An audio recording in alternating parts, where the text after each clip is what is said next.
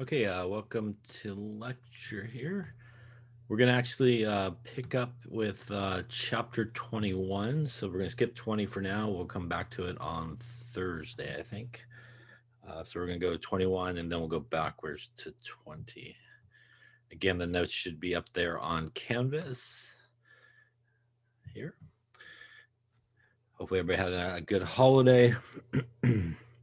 We're now heading into the final week. So this is it, the last 2 days. And then I think finals are next week. So yeah, a lot to do in a week, I suppose. But we're going to go to nuclear chemistry here first. And like I said, we'll go backwards to organic at the end there. And so we're going to probably do a lot of lecturing today, I think, and stuff like that. All right. So let us start here with 21, which is nuclear chemistry. Um, So nuclear chemistry obviously involves radioactivity and a little bit about radioactivity. Radioactive nuclei, they spontaneously decompose into smaller nuclei. So one thing that we'll sort of see in this chapter that's very different than sort of chemical reactions and reactions that we're sort of used to, say in Chem 50 and 51 here, with just regular sort of chemical reactions is uh, when chemical reactions, we sort of have a conservation of elements. And what that means is essentially really the particles involved in those reactions are electrons. And that's different than, say, radioactive sort of reactions or nuclear reactions, as we will see. There's actually really no conservation of elements. And that's because what we're actually seeing change is really the particles that are inside the nucleus. So hopefully we know, right, inside the nucleus is our protons and our neutrons. Outside the nucleus is our electrons that are flying around. So what we end up seeing here in sort of nuclear chemistry and also with radioactive decay is that we do start to perhaps emit some particles and we start to see some changes that occur in the kind of structure in the nucleus in terms of those particles. And then that obviously changes the elements. If something does go through radioactive decay, it will pretty much kind of decay into usually a new element. And it's said to be obviously unstable as that sort of happens. It involves sort of a decomposition sort of reaction sort of happening where it does emit a particle and usually some energy, a lot of times associated with it as well. The parent nucleus, or nuclide as it's sometimes referred to, is really the nucleus that's undergoing sort of radioactive decay. Sort of what it produces as a result of that decay is what is sometimes referred to as the daughter nuclide.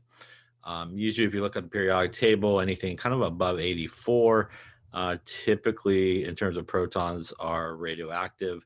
And that a lot of times does bring us to like the bottom row there on the periodic table. And a lot of those things like uranium and stuff like that, obviously, is where a lot of radioactive sort of particles are found. Now, when we talk about sort of radioactive decay, there's a lot of processes that do occur when something goes through radioactive decay. And some of these, you perhaps remember some of these guys here from earlier stuff. But for example, Rutherford discovered three types of rays. We remember, hopefully, Rutherford, right? The gold foil experiment. He actually shot the first things at pieces of gold foil. He shot alpha particles at pieces of gold foil. Alpha particles have a charge of +2 and a mass of about 4 atomic mass units. It is basically the helium nucleus. So when we use an alpha particle in sort of nuclear chemistry, there's two sort of symbols that we commonly will see associated with it. And those symbols are obviously the alpha symbol with a 4 and a 2, or you may actually just see it written for 2 and helium. So in nuclear chemistry, these two guys represent the same thing. They represent an alpha particle that's been sort of displayed or given off. A beta particle is really sort of an electron, so it has a -1 charge, and it also has two very common symbols that we see. One is obviously the beta symbol and a 0 and -1 put there. Or sometimes people will just use an E to represent that as like an electron. So again, that's sort of another symbol that is used very often for a beta particle. Gamma rays are really just pure energy. So if you remember on the electromagnetic spectrum, where you see like visible part of the spectrum, infrared, all those guys, way at the one end where we have the highest in energy, the shortest in wavelength, we have our gamma rays, past X-rays and stuff like that. It's really just pure energy. So a lot of times gamma rays are sort of symbolized like this, 0, 0, and this sort of gamma symbol. In addition, there's a lot of other sort of symbols that we sometimes will see. Another common one that we'll come across is a positron. It's kind of like a positive electron, as weird as that may sound. And it also has symbols that are very much like a beta particle. It also has sometimes the beta symbol that's used, but 0 and +1 here are again also the E is sometimes used with a +1. So the beta guys have the sort of the same symbols as our positrons. So how do you know which one they're talking about? So in most cases, if you just see a beta symbol like this, it most likely is referring to the beta guy. Usually if they're just going to use sort of the beta symbol, they'll incorporate a positive somewhere, maybe here or something like that, to indicate that it's a positron. So if it's just sort of a bare bones sort of symbol with a beta symbol, if they want a positron somewhere on there, they'll indicate the positive part of it to let you know that it is a positron. If you don't see any indication like we do over here, you probably could safely assume that they're talking about a beta particle. So they usually will try to do some type of distinction between those two things. Unstable nuclei will sometimes undergo an electron capture, and that's pretty much what it sounds like. You have sort of a particle or a nuclei, and it pretty much runs into an electron basically, and it goes under sort of decay as a result of that. Now, these are important symbols to remember. Also important that you may remember or may not remember is the way we write these things, right?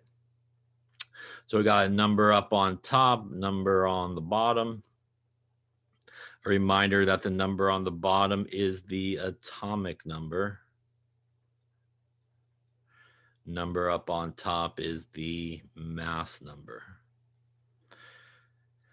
Atomic number is the number of protons that you find on the periodic table, and I'm sorry, number of protons that you find for an element on the periodic table. And I can't say that right. I want to try it one more time. The atomic number is the number of protons you find in the nucleus of an element. You can find the atomic number on the periodic table. I think that's what I was trying to spit out there. So the atomic number can be found on the periodic table. The importance of the atomic number, as you may remember, so for example, if we look at something like hydrogen, up there, 1.008 and 1, the atomic number is usually found right up there, up on top, and it is the number of protons that you find in that nucleus. If it is neutral, it would also tell you the number of electrons, but again, the definition of atomic number is actually just the number of protons that you find. The mass number, which is A, is the number of protons plus the number of neutrons, and that's an important number because you can use the mass number minus the atomic number, and that will get you your number of neutrons. So you can kind of use those two numbers. So in terms of our symbol, usually top number minus bottom number will get you that. Everybody has protons, electrons, and neutrons except for hydrogen. Hydrogen, right, only has a proton and an electron, no neutron, but everybody else has all three of those things. Now, you may think that the mass number can be found on the periodic table as well, and it would be perhaps this guy right here, and that number right there is not the mass number. That is not the mass number. That is the atomic mass of an element, which is different. So you cannot find the mass number on the periodic table. You can only find the atomic number on the periodic table. Again, that number underneath the symbol is not your mass number. So again, that's sort of the arrangement, how we typically write these sort of isotopes: mass number top left, atomic number bottom left. Sometimes we will even see isotopes written, say something like copper 64. When something's written like this is the mass number. And that's because the atomic number, again, can be found on the periodic table. And one thing that you probably remember, hopefully from Chem 50 as well, is you look at the periodic table, you will not see any atomic numbers repeat. So the importance of the atomic number is, if you know the atomic number, or you know the number of protons, which is the same thing, you know exactly what element you're talking about. So that's a really important number, especially when we're going to talk about in just a bit here in terms of balancing these equations. Again, the atomic number allows you to figure out pretty much the element that you're dealing with. Any questions on that so far? Here are some other sort of symbols that we commonly come across here in nuclear chemistry, some of which we talked about previously. Another couple of very common symbols that we will see is the proton. So the proton, sometimes abbreviated with the P, or sometimes abbreviated with the hydrogen symbol, both having 1 and 1 in terms of its mass number and atomic number. And the other very common symbol that we see is the neutron here, the neutron being 1 on top and 0 on the bottom in terms of its mass number and atomic number. And those are, again, a very common symbol. Again, you can see here our beta particle, which is really what this is. We got the same sort of symbols here, but again, the difference is one is positive, one is negative. And obviously we have our alpha particle, which again, the symbol used either way. Helium is used a lot to represent that alpha particle, but you can obviously use the alpha symbol as well.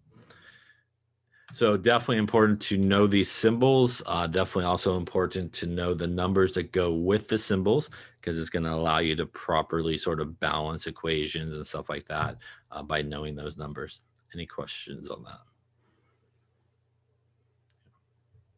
Now, depending on sort of what sound effect, depending on what particle, radioactive particle is given off, they sometimes will penetrate deeper, say into tissue or lead or whatever it may be. Here we see the alpha particle goes, into 0.1 millimeters.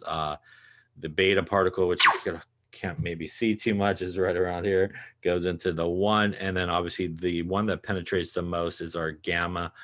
So our alpha particle, shooting into here, our beta particle, and then our gamma going all the way through over here. So gamma, which is again just pure energy, it does penetrate very far in terms of, say, pieces of lead. Also important to always know what type of emitter you're dealing with if you are sort of working with something that's radioactive, because it obviously determines what type of protective equipment you probably should be using. Obviously, if you're working with something that's an alpha emitter, it doesn't penetrate as far as something that's a gamma emitter. So you may not need as much protection as, say, if you're working with gamma rays. You may need a lot of lead and some shielding and stuff like that, obviously, to protect you. Again, here's our symbols in a sort of another format. And again, very important to know not just the symbols, but also the numbers that go with it. So we're going to talk then about balancing nuclear equations, and balancing nuclear equations is extremely difficult. So, you want to make sure that you get it correctly. And by the way, I'm just kidding. It's really not that difficult. You actually just need to know how to add. So that's usually not a problem for most people. So unlike sort of chemical reactions where we balance equations by putting coefficients in front of all the elements, and as I mentioned before, we have sort of a conservation of the elements because really only electrons are involved in those reactions. When we have nuclear reactions, because we're actually changing what's in the nucleus, which are sometimes referred to as nucleons, your protons and your neutrons and stuff like that, but mainly your protons, we end up with new elements that are formed. So we cannot balance nuclear equations like we traditionally balance sort of chemical equations by putting coefficients in front of everybody, because we really don't have the same elements on both sides of the arrow.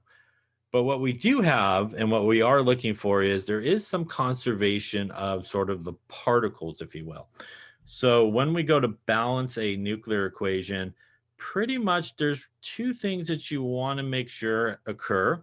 The first thing is when you add up all the mass numbers on the, say, the left-hand side of the arrow, and those would be all the numbers that are on top here, we want to make sure that we end up with the same mass numbers, total mass numbers that we have on the right-hand side here. So if we look over here, we got 235 plus 1 gives us 236 in terms of our mass number on the left-hand side. If we go on the right-hand side, we have 138 plus 96. And there is 2 here, so there is a coefficient. So that means we have 2 neutrons, which would give us another 2 for the mass number up there on top. And that again should also equal 236.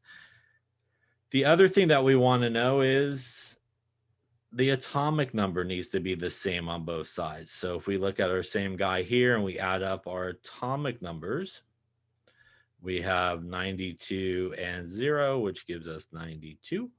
On the right-hand side, we have all 3 of these numbers here. That's a 55, 37, and 0. And that's going to give us a 92 as well. So in order to balance a nuclear equation, like I said before, it's really not that difficult. You pretty much just need to make sure that all your mass numbers add up to the same numbers on each side, and all your atomic numbers add up to the same number on each side. So, how is it one of these problems sort of displayed? It's displayed a couple different ways. One way is you may have, let's just say, for example, this guy was not given to you, and you have sort of a question mark here. Right? And your goal is to figure out, sort of what is missing. So the important thing in terms of what is missing is not the mass number, but it really is the atomic number. Remember that every element has its own atomic number, which means if you could find the missing atomic number and you have a periodic table, you pretty much could figure out the element that is missing. So we would want to look at our, say, atomic number. And on the left-hand side, again, we have 92 for our atomic number. On the right-hand side, if that CS was missing, we would have 37 plus 0, which is 37. So obviously, to find our missing atomic number, we would just subtract 92 from 37. And when we subtract 92 from 37, we should get our missing mass number. And, 92 from 37. And it should be obviously our 55 that we see here. So if we take our 92 minus 37, that is 55 as our missing atomic number. We would go to the periodic table and we would want to find number 55. And obviously, as we can see in the example, or if you look at your periodic table, you will see 55 is CS. So that is how you would know what the missing element is and the missing atomic number. And for mass number, we would do the same thing. We would have 236 on the left-hand side. And again, without the CS there, we would have 96 and 2, which would give us 98. And again, if we just simply take 236 minus 98, that is going to give us our 138, which is our missing mass number. So sometimes you're given equations where something is missing. Again, the very good approach is to kind of go for the missing atomic number, because usually you use the periodic table to figure out what element you're talking about, and then figure out the missing mass number at that point. Question on sort of balancing these here.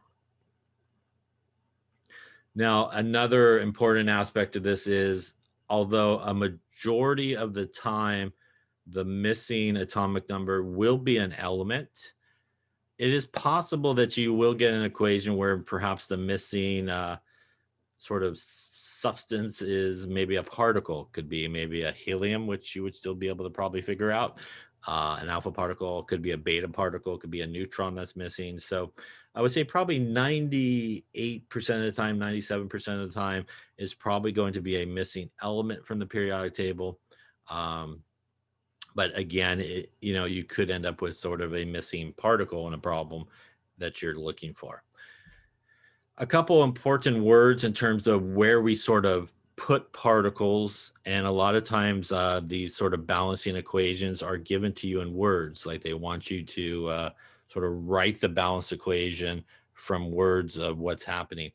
And when we do that, there are a couple of things that we sort of talk about in terms of where to put things in terms of elements and stuff. So for example, if we have something that says it decays through a process, decays through a process, or something is emitted, those guys are particles usually end up on the product side. So in words, it may say, hey, it decays through a beta decay process. That means that the beta particle will end up on the product side of the arrow. If it says it emits a beta particle, it would end up on the product side. Other words that sometimes we see is like bombard. So you bombarded a nucleus with an electron, electron capture. These are things where the particle will end up on the reactant side. So those are probably two common words. I bombarded this with a neutron, or there's an electron capture. That again means that those sort of particles end up on the reactant side. So anything that typically says decays by this emission or something with emission or just a decay process, again, particle will end up on product side. Anything that's been bombarded or electron captured, particle will end up on the reactant side. So when you're writing these sort of equations or balancing these equations, really important to have a periodic table to look at. It helps you sort of figure out, a lot of important things. So it's really helpful to have one of those. Any questions on that there? Okay. So why don't we try one here and kind of see what's going on in terms of what we would expect here. I tell you, why don't you give it a shot here and see what you come up with here. We want to write the nuclear equation for the decay of PO212 by an alpha emission. So again, a periodic table will be really helpful here if you have it. So I'd probably take it out for this chapter here so you can kind of follow along. So take a minute or two and write the balanced nuclear equation for this and see what you come up with. So we got PO212 decays by alpha emission. So again, our alpha is our alpha particle, and you can use whichever symbols you like there. You could do the 4, the 2, and the alpha. Or again, you could do the 4, the 2, and the helium to represent that. So we're going to start with our PO, which is our 212. We are missing the atomic number, but again, we could go to the periodic table there and find PO, and it looks like it is 84 there on the periodic table. Now it's going to decay through alpha emission. So the key word there is emission, which means our alpha particle will end up on the product side here. And again, you could use either symbol here, whichever one you like. At this point, we need to figure out pretty much what's sort of missing here. And again, a good attack plan here is the atomic number. So on the left-hand side, we have 84 for the atomic number. On the right-hand side, we have 2 so far. So we go 84 minus 2, that gives us 82. 82 should be our missing atomic number. We would then go to the periodic table and we see that number 82 is lead. And lastly, what's missing is our mass number for our lead. So again, we go on the left-hand side, we have 212 for the mass number up on top. On the right-hand side, we have 4. So if we take 212 minus 4, That is going to give us 208. This then represents the balanced nuclear equation. Again, if we add up the mass number on the left-hand side, we have 212. We add up the mass number on the right-hand side, we have 4 and 208, which is 212. And then on the atomic number on the left-hand side, 84. And on the right-hand side, 82 and 2 gives us 84.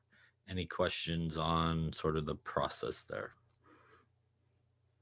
So like you can see, not terribly difficult to balance these guys. Again, periodic table, really a must probably, yes, in order to sort of do these guys. Any questions on that?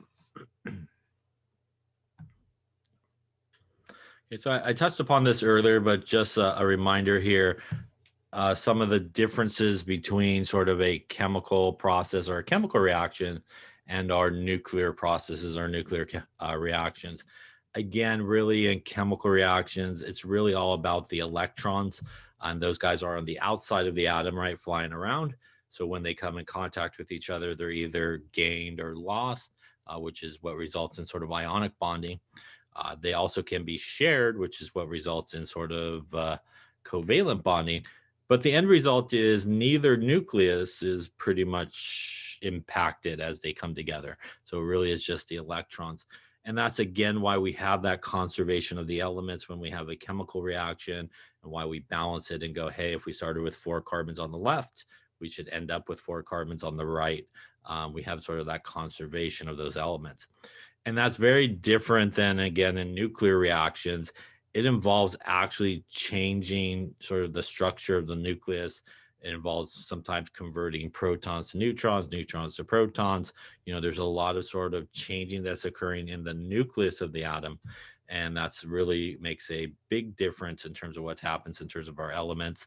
We no longer get sort of a conservation of elements because of that, because a lot of times the protons are being changed. And again, it is really the proton out of those 3 subatomic elements are particles, protons, electrons, and neutrons. It's the protons that really determine, what element you have. So when we change our protons, we change our elements, and we no longer have that conservation of elements like we see in a chemical reaction. Also, as we'll talk about as well, there's a tremendous change in the energy associated with that. So you're talking about a very big difference in terms of energy differences between chemical reactions and nuclear reactions.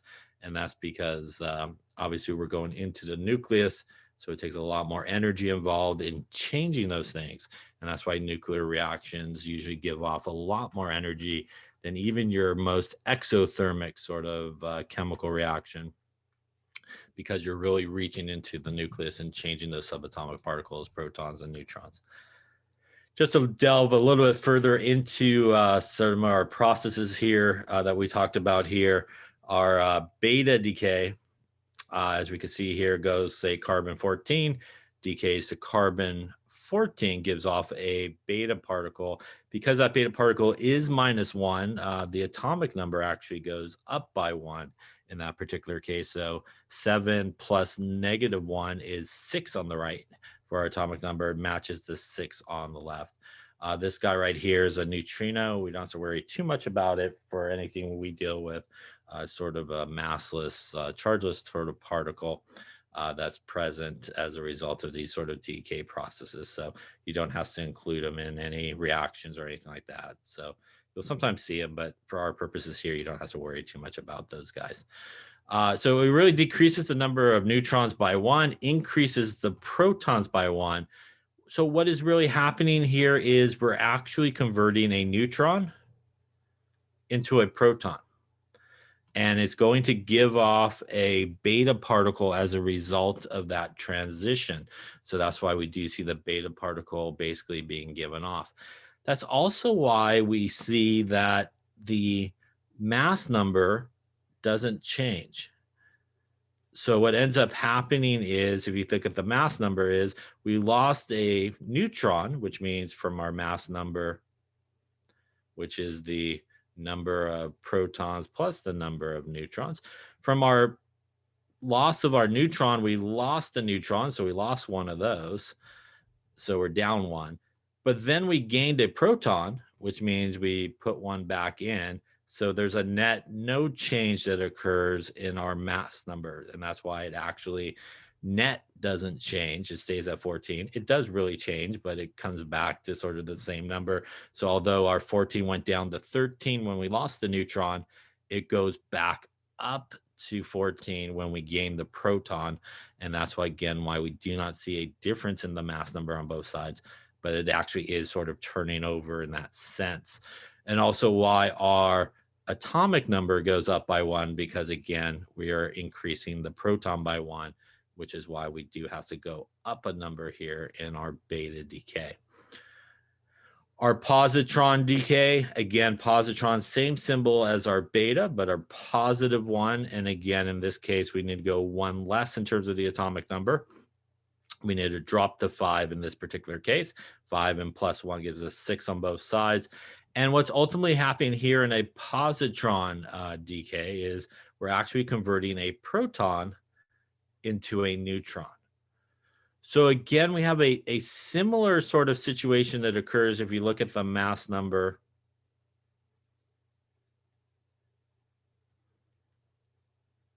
We're losing a proton here, but we're gaining a neutron. So in terms of the mass number, those changes cancel each other out, and we end up with the same number on both sides.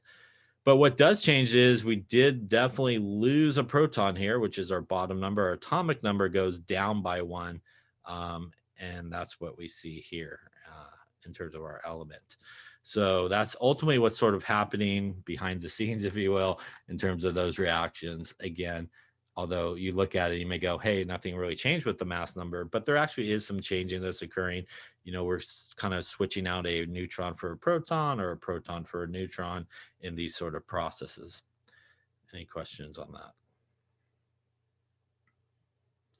Again, like I said, you don't have to really worry about the neutrino or anything like that. We're not going to really incorporate those into anything that we do in these reactions. Now let's talk about what happens with our electron capture and some of our other sort of reactions. So electron capture, as you can see, the actual particle here is on the reactant side. And again, something that says capture or something that says bombarded, you'll find that particle on your reactant side. And since it's on the reactant side here, that's -1 and 18. So we do drop a atomic number down. So we go to 17, and our mass number does remain the same. So ultimately what's happening here is our proton and our electron are basically coming together, and ultimately we're going to get a net of a neutron that's going to happen. So again, in terms of the mass number, same sort of deal that's happening as we saw before. We are losing a proton, but again, gaining a neutron, so they sort of cancel out their effects. That's ultimately why we don't see a change occurring there in terms of our mass number overall. But again, we are losing that proton, so we do see that change in atomic number by one as it goes down. Alpha decay, again, is our biggest sort of change that occurs. Again, an alpha decay means we're going to be on the product side with that. Again, a big change in terms of the top number 4 and a bottom number 2. And there's also a process which is known as fission. And there's a couple types of fission that can occur, but one is a spontaneous fission. And basically what that means is that we basically just spontaneously, the nucleus will basically break apart. And typically when it does break apart, it oftentimes will break apart into 2 new nucleuses. As you can see here, there's actually a 2 here. So it does break apart into 2 new nucleuses. And sort of the hallmark of fission reactions is it gives off neutrons. And as we'll talk about a little bit later on this chapter, one way you could kind of start a fission reaction is to actually hit a nucleus with something like a neutron. So in this sort of process, it can occur spontaneously, and then it can kind of self-sustain a little bit because it makes some neutrons, which could kind of kick off a kick off a fission reaction to occur. So in a fission reaction, we usually get a nucleus that will split into two new nucleuses. Usually will generate a number of neutrons and also will generate a good amount of energy associated with that process as well. Any questions on sort of what's happening as we talk about these sort of alpha decays, beta decays, those type of things? Here's just a table. You have a similar table from your books. This one's not necessarily from your book, but just sort of describes what we were just talking about. All right, so why don't you try a few here? Actually, why don't you do these, and I want you also do this one as well. Write the nuclear equation for a positron emission. So I'll just put them all in the same spot here. Positron emission of potassium 40.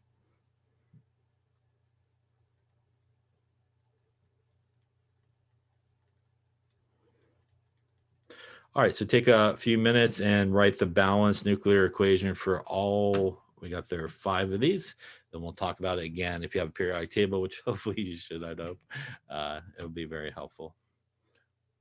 Equation for positron emission of potassium 40. So remember, when it is written like this number here is the mass number that we talked about.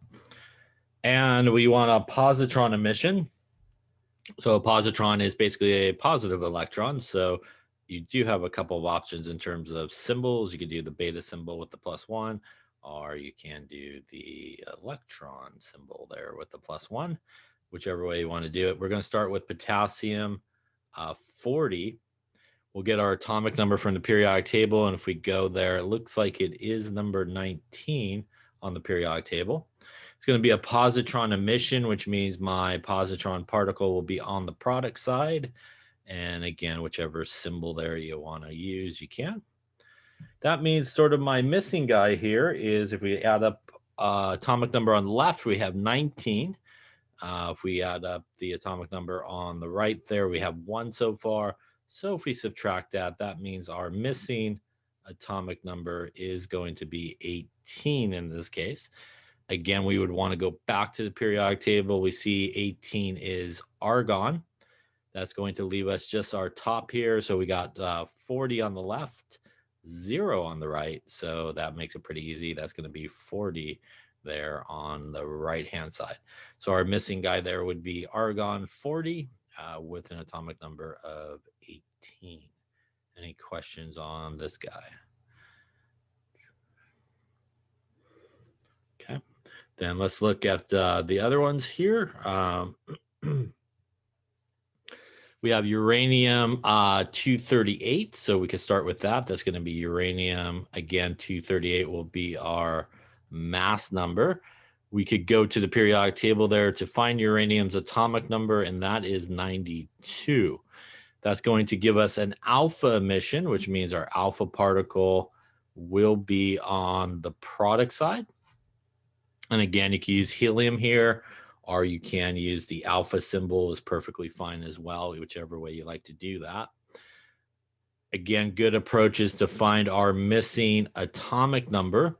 So we have 92 on the left and 2 on the right, which means our missing atomic number should be 90. Again, going to the periodic table and finding 90 looks like TH. For our mass number, we got 238 on the left and 4 on the right. That's a lot of math there, but I think that is 234. Looks like a winner. And that should be our balanced nuclear equation. Any questions on that one? Rolling on here to neon, which is 24, is our mass number. Again, our atomic number can be found from the periodic table, and it is 10. Again, here we do have a beta emission. So that tells us that our beta particle will be on the product side. Again, you can use the beta symbol, or if you want, you can use the E as well, the electron. In this particular case, we have 10 for our atomic number on the left. We have -1 on the right. So as we talked about, actually, we need to go 1 more here to balance out everything. So our missing atomic number would be 11. 11 and -1 is 10 on the right-hand side, matching the 10 on the left-hand side. Again, going to the periodic table, we see number 11 is our good friend sodium. And up on top, 24 on the left, 0 on the right gives us 24 up on top there for our sodium. And next one is nitrogen, which is atomic number of mass number of 13, atomic number 7 from the periodic table. Positron emission, again, telling us our particle going to be on the product side. Positron is our positive electron. So again, could use the beta symbol with the +1 or the E symbol with the +1. And again, that means on the left-hand side, we have 7, right-hand side, we have 1. So the missing atomic number is 6 to balance that out. Number 6 on the periodic table is carbon. And that leaves us 13 on the left and 0 on the right for our mass number, going to give us carbon 13 in this particular case. Any questions so far on that? All right, looking at the very last one here, we have beryllium 7, which means we got a 7 for our mass number. Going to the periodic table, we see Be is 4. This is an electron capture, which is different. That means that it's actually going to be on our reactant side, our electron, like it's being captured or added to it. In this case, we pretty much just need to add up what we now got on the left-hand side. So we got 4 on the bottom, and -1 leaves us a 3 as our missing atomic number. 3 from the periodic table is lithium. And adding up on the left-hand side, 7 and 0 leaves us 7 as our mass number. So hopefully you can see not too difficult really at all, sort of balancing these guys. Again, periodic table and some simple addition is usually a good process here. Any questions on how to balance a nuclear equation? And again, that's probably sort of the two forms that you probably will see.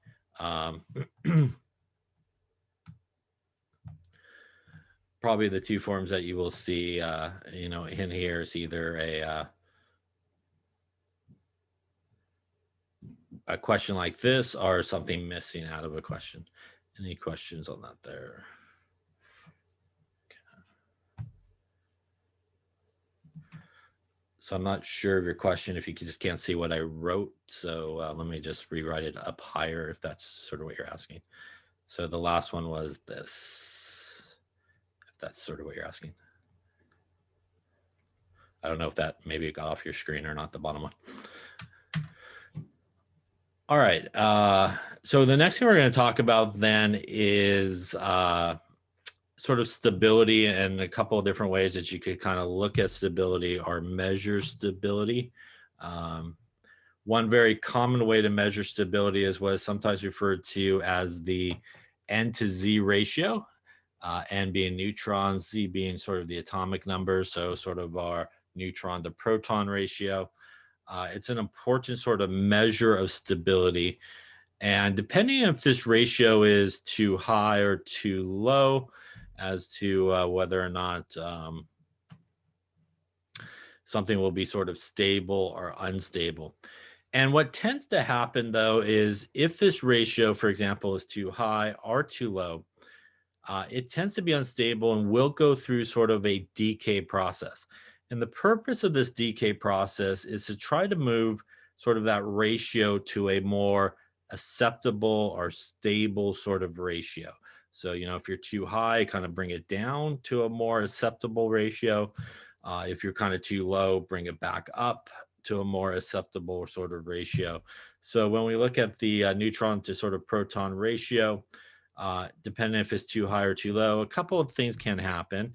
First off, if the ratio is too high, we will go through a beta decay. So if it's too high, we will see a beta decay happen. And as a result of the beta decay, what will happen is the new sort of nucleus that's formed will again move that guy down closer to sort of being in a stable situation. We'll perfectly move it to a perfectly stable situation after one decay process. Might not happen that way. but it definitely will move itself closer to being in a stable situation. So one important thing to remember is if the ratio is too high, then we're going to see the thing go through a beta decay. Now, if the ratio is too low, we will convert some protons into neutrons via two sort of processes. We can either do a positron emission or an electron capture. You can do it through a alpha decay, but not as efficient. So we won't really use that too much here for us, but it can happen. So if the ratio is too low, it can do either a positron emission or electron capture. So you may be saying to yourself, won't that perhaps give us different things? So let's take a look at that. Let's actually look at what we just did on the very last example, which was this one. And this was an electron capture. And in this electron capture, as we just did, we ended up with 7, 3, and lithium. Now, if we ended up doing this same guy here with a positron emission, it would end up with a 0 and +1 on the product side, which means we would end up with 3 and 7 and lithium as well. So if you do an electron capture or you do a positron emission, you will actually end up with the exact same sort of end result.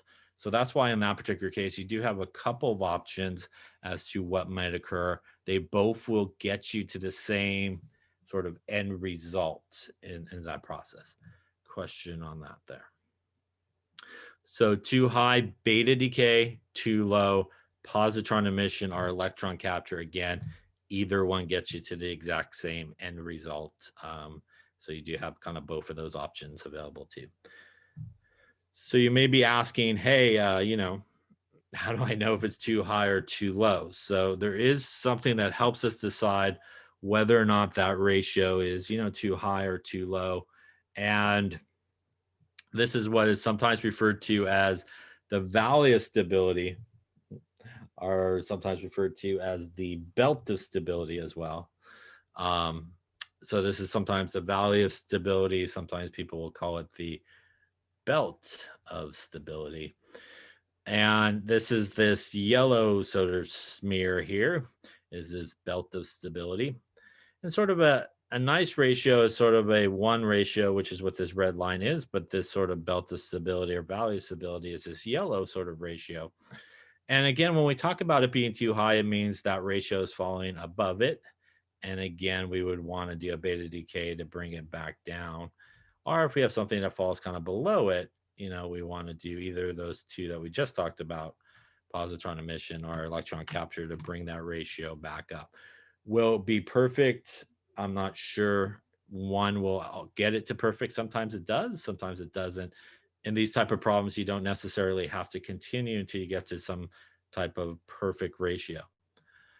So what are our ratios? They're over here. So I'm not sure if you can see it very well or not. On my screen is a little bit light. So just to make sure, if you have an atomic number that runs from 1 to 20, the stable ratio for N to Z is basically 1.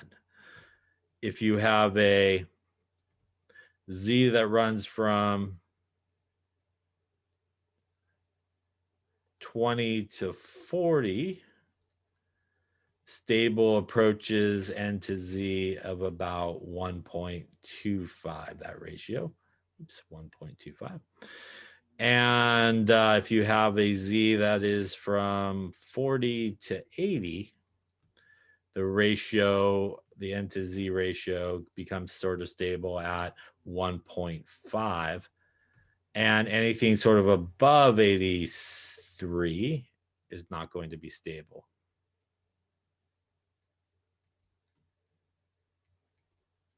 Just in case you can't see it, on my screen is kind of light. So these sort of 3 numbers are important. Basically, 1 to 20, 1.2. 1 is the acceptable ratio. 20 to 40, 1.25, and 40 to 80, 1.5. Now, In reality, these are not hard cutoffs. And that's why it says stable approaches 1.25. So you can see one ends at 20, one starts at 20. So there's sort of a gray area in between each of these guys. And you will come across problems where it falls in that gray area and it goes, well, it's stable because, it's sort of in that transitional area. It's above 1, but less than 1.25. So, maybe it's okay and stable. So to sort of prevent that problem for us and just for our class, we're going to use these as sort of hard cutoffs. And what I mean by that is if it's between 1 and 20, it's either 1. If it's not 1, then it's too high or too low, no matter what the number is. If it's 20 to 40, 1.25 is the hard cutoff. If it's not 1.25, then it's too high or too low. And 40 to 80, 1.5 will be the hard cutoff. Again, if either it's too high or too low. Again, in some textbook problems, other places, you will see some grayish areas in those sort of transitions between those two guys. But again, so we don't get into too much like, is that sort of a grayish area? We're just going to do it for our class as sort of hard cutoffs. So either it is that number, or if it's not, then it's too high or too low. Any questions on that? Okay. So why don't we try one here and see? Take a second here, predict the kind of radioactive decay magnesium-22 will undergo. And why don't you also write the balanced equation, write the nuclear equation as well. That happens. Okay, so first figure out, is it stable? And if it's not stable, what type of decay will it follow? And write the nuclear equation for it. Table, and it looks like it is number 12 there. So remember, we are looking for basically neutrons to protons, right? So the number of neutrons would be our mass number minus our atomic number, which gives us 10. So our N to Z ratio would be 10 divided by 12, which is our atomic number.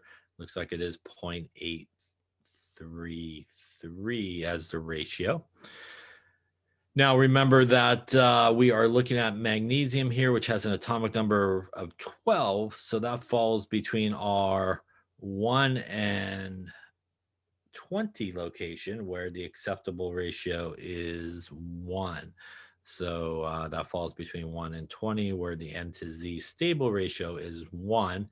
That means that it is actually too low in this case. And because it's too low, that means we need to kind of bring it back up, heading towards our belt of stability. And we could do that in one of two ways. We could do an positron emission or an electron capture, right? So if we were to write our balanced equation or our nuclear equation, we could go 22 and 12 magnesium. Again, we could do a positron emission, where our missing number here would be 11, 12 minus 1, and up on top would be 22 and sodium. Or again, because you have that other option, you could do the electron capture in this case. And as you'll see, and as we were just talking about, 12 and minus 1 gives you 11, and 22 up on top, which also gives you sodium. So they both, again, will give you the same result, and you could do either one.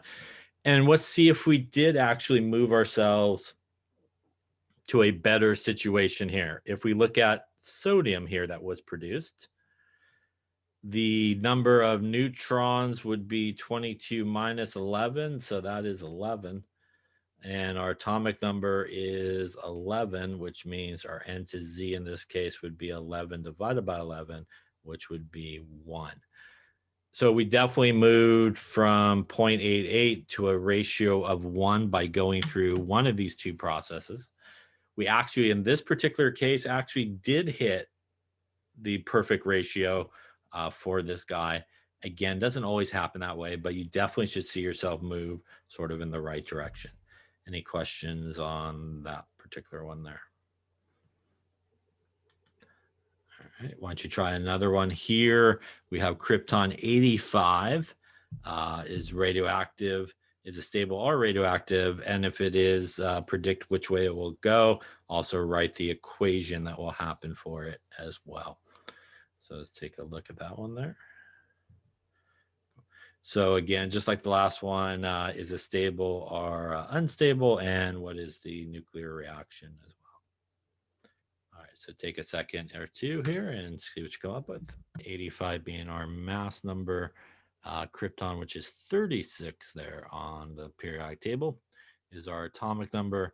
So again, finding our number of neutrons, we're going to take our mass number minus our atomic number. Looks like we end up with 49. The acceptable ratio for this guy would be 1.25. Again, because this is between 20 and 40. So our acceptable ratio would be 1.25. So to calculate our N to Z in our current situation here, we have 49 for our neutrons, our atomic number, which is 36. Looks like it gets us 1.36 as our number here. When we compare 1.36 to the acceptable ratio at this point, which is 1.25, we do see it is too high in this case. If it is too high, that means it will go through a beta decay. And we could write our sort of formula for that. That would be 8536 krypton, going to give off a beta decay. Because our beta is -1 here, we do need to actually go up 1. So that's going to get us to 37. Using our periodic table, we see 37 is our B here. Up on top for our mass number, 85 on the left, 0 on the right. Going to give us 85 here. This would get us this in terms of our nuclear reaction that's taking place. We could also check ourselves by looking at sort of our ratio of our new guy that was formed here. So neutrons over protons. Neutrons would be 85 minus 37 in this case, which would give us 48. Atomic number would be 37. That is going to give us a ratio of 1.3. Which definitely is moving us in the right direction, closer to that good ratio of 1.25. As you can see in this particular case, it didn't hit a perfect ratio. And again, may not happen. You may need several decays, but you do not have to continue doing it until you get a perfect sort of ratio. Again, you could just write the one reaction and that is sufficient. But it definitely did bring us down in terms of that ratio. Again, closer ideally to that belt of stability or that valley of stability. That was that sort of yellow smear on that last graph. Any questions on that particular one there, or how to use neutron to proton N to Z ratio for stability?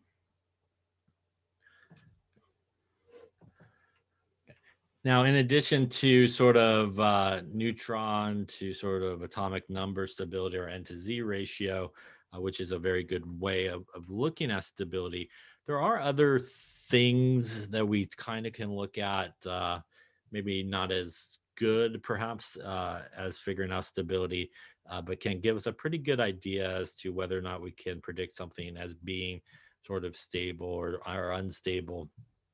So in addition to our N to Z ratio, there are certain things that we could look at.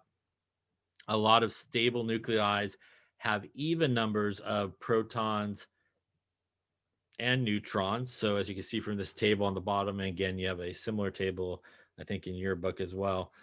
There's like 157 stable nucleuses that have a ratio that is not a really ratio, but an even number of protons and an even number of neutrons. The next sort of best situation in terms of stability we do see is actually an even number of protons, odd number of neutrons. It drops significantly down to like 53. The next sort of best situation would be odd number protons and even number neutrons. We drop down a little bit more. Kind of the worst situation is if you have odd and odd. So just in general, looking at something and you're trying to compare just kind of quickly, if you see something has even and even in terms of protons and neutrons, that's usually going to probably be stable. If you have something that's kind of odd and odd in terms of protons and neutrons, going to also be probably unstable in that particular case. Now, if the total number of nucleons add up to a magic number, then the nucleus is more stable. So, a couple of words there to unpack. Let's start with nucleons. Nucleons is a common word that we see in nuclear chemistry. It basically means the particles in the nucleus. So, obviously, hopefully, we know that is our protons and that is our neutrons. So, it's kind of like the mass number, which is our protons and neutrons. So sometimes in nuclear chemistry, your protons and neutrons are referred to as nucleons. And again, it basically means those kind of particles that are found in the nucleus, which is essentially kind of the same as your mass number. If the total number of nucleons add up to this magic number, kind of the same idea as like on the periodic table, a lot of stability happens at obviously noble gas configuration. That's really the whole basis of chemical bonding, right? Is everybody wants to achieve the same electron configuration as noble gases. So sort of the same idea here. If things are a lot stable when N or Z equals 2, 8, 20, 28, 50, 82, and your mega number there of a neutron of 126. So kind of the same idea as sort of that idea that kind of puts everybody in sort of a noble gas-like situation, kind of a stable situation, again, kind of similar to what we see happen in bonding. I would still say that probably stability, the best two ways to look at it is probably your N to Z ratio, and also, the even or odd sort of relationship is a good sort of way to look at things that are stable. Any questions on that? That brings us to the idea of a decay series, and a decay series occurs sort of in nature, and that's when sort of a radioactive element will really continue to basically decay, break apart, decompose, however you kind of want to word it there, until it sort of hits a sort of stable nucleus. So it's basically one decay process after another that basically continues until you hit that kind of stable nucleus. Again, the parent is sort of your starting, the one that's produced is referred to as your daughter nuclide. And all radioactive nuclides that are produced one after another until a stable nuclide happens is what's referred to as a decay series. So a decay series is just a bunch of radioactive nuclear reactions, that decay processes that occur until you sort of hit somewhere where you're kind of stable-ish. So there's a couple of different ways that you could kind of figure out, what you're going to get along the way in a decay series. Or, there's sort of one way you could do it, which is just like you write nuclear reactions. So you could write a nuclear reaction where the product of the first nuclear reaction will then become the reactant in the next one, and the product of the next one, reactant in the next one. So you just kind of go product becomes your reactant, product becomes your reactant until that sort of decay process is done. If you're perhaps just interested in, what you get at the end, and it involves alpha and beta decays, you could actually count the number of alpha decays, and you could subtract 4 from the mass number for every alpha decay. So for every alpha decay,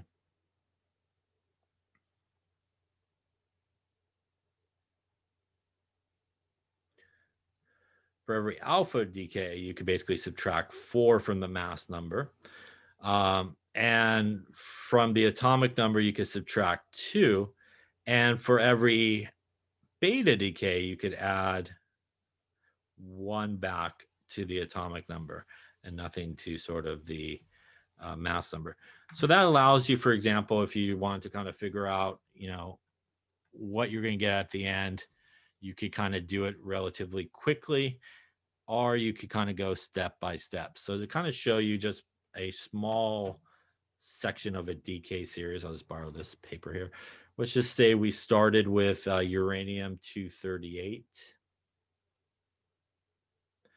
And let's say it went through an alpha, alpha, beta, beta decay sort of series. And what did you get sort of at the end of that series? Well, if we were kind of do it sort of our, I won't say longhand, but sort of step by step process, we can do it just like we did nuclear reactions or equations. We could start with our 238 and our uranium. The first thing that will happen is it will go through an alpha decay, which means on the product side, we would have our alpha. And just like we did with our nuclear equations, we would add up our atomic number. So we have 92 on the left and 2 on the right. That gets us 90 as our missing atomic number. Again, going to the periodic table, we can see that 90 is TH. 238 on top on the left and 4 on the right gives us 234. And this would be our sort of first step. The next step would be this product would then become the subject of the next decay process. And it also, in my made up example here, will go through another alpha decay. And again, you could use the helium or you could use the alpha symbol, whichever one you want to do. And we would do the same thing. So now we have 90 on the left and 2 on the right, which gives us our new atomic number of 88. And looking at the periodic table, 88 is Ra. Mass numbers 234 on the left and 4 on the right, going to get us to 230 here. And that would be our second step. Our third step would be, again, our product here of this step becomes our reactant of the next step. And this guy is now going to go through a beta decay in my made up example here. Beta decay, again, you could use the electron, you could use the beta symbol if you like. This again is going to be -1 on the bottom and 88 on the left. So we actually need to go up 1 to 89 to get the proper number there. That gives us 88 on both sides, and 89 is, looks like AC there. Up on top, 230 on the left, 0 on the right gives us 230. And lastly, in my very short decay process, this guy here will then become the starting point. It will, in my made up example here, go through a decay process as a beta decay. Again, we're going to go up by 1 because of that negative. So that's going to give us 90. So 90 and -1 gives us 89. Up on top, we'll go 230. And number 90 there on the periodic table is TH. And this would be the end result here. Probably not stable in my made up example, but again, you can see this is one way that you could do it. The nice thing about this is you do get sort of the product of every step along the way. And you have all your balance equations, and you probably might not screw up too much. Now, if you were just interested in sort of, hey, what you get at the end, you can use this approach. So what we know at the beginning is we started with 238 and 92. We had 2 alpha decays, which means from the mass number, we should subtract 4 from each of those and -2 from the atomic number, which means for our alpha decays, we should get rid of 8 on the top and 4 on the bottom. We also had 2 beta decays, which means we should add 2 to the bottom number. So if we just did that, we basically have -8 and -4 for our alpha symbols. That takes us to 230 and 88. We also know we need to add 2 to the bottom for our betas. That gets us to 90 and 230 up on top. And that obviously gets us to 230 and 90, which is our end product here. So if you're just sort of interested in not necessarily every step along the way what you get, but you're interested in just sort of the end result, you could kind of do that sort of process there for every alpha and beta, and just sort of add up how many alphas you had and take away 4 from the mass number for everyone and 2 from the atomic for everyone. And for every beta, add back 1 to the atomic number, and you could just get to the end result. Or again, you could do it step by step as well, as you see here. Any questions on either of that there? Okay. So we will lay it up here right now for lecture. Like I said, I think what we're going to do today in lab is we're just going to continue lecturing. So we're going to probably lecture the rest of this chapter, and then that will leave us organic chemistry for Thursday, and the organic lab, which is kind of like a worksheet sort of thing, I think, for Thursday as well. So that should work out, I think, good. So I'll see everybody in about 20 minutes, and we're going to continue lecturing here in